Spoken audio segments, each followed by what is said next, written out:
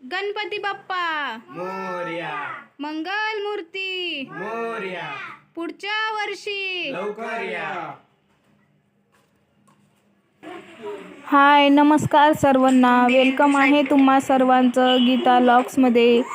तर आज आमच्या घरचे बाप्पा जाणार आहे. आज 10 दिवस झालेले आहे पूर्ण. तर आज बाप्पाचं विसर्जन करायचं आहे. तर त्याची तयारी चालू आहे विसर्जनाची.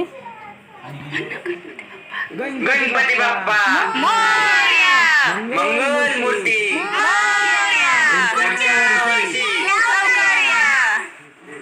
बाप्पांना उचलून घेतलेलं आहे. आता घरात फिरवायचं आहे बाप्पांना. एक लाडू फुटला. गणपती बाप्पा उठला. तर गणपती बाप्पांना घरात फिरवून आणलेलं आहे. सर्व घरात बाप्पांना घेऊन गेलेले आहे. त्यानंतर मी परत एकदा बाप्पांची पूजा केलेली आहे आणि अक्षदा घेतलेल्या आहे. अक्षदा टाकत आम्ही आता निघालेलो आहे बाहेर दरवाजाच्या बाहेर. बाप्पा जाताना तर चांगलं वाटत नव्हतं, पण आता काय करणार ना. पोरांचे पण चेहरे असे उदास दिसत होते. आणि आता निघालेलो आहे आम्ही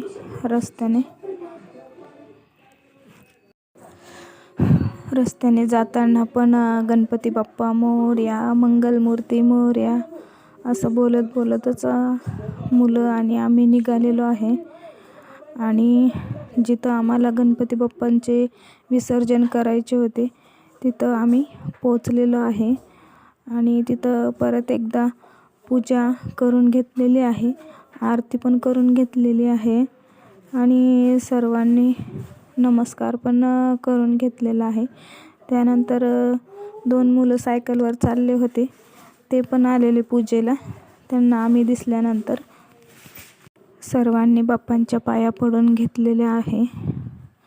आता गणपती बाप्पा मोरया. मंगल मूर्ती मोरया. पुढच्या वर्षी लवकर या. एकदा खाली टाका ना वर. गणपती बाप्पा मोरया. मंगल मूर्ती मोरया. पुढच्या वर्षी लवकर या. बस ना. गणपती बाप्पा पुढच्या वर्षी.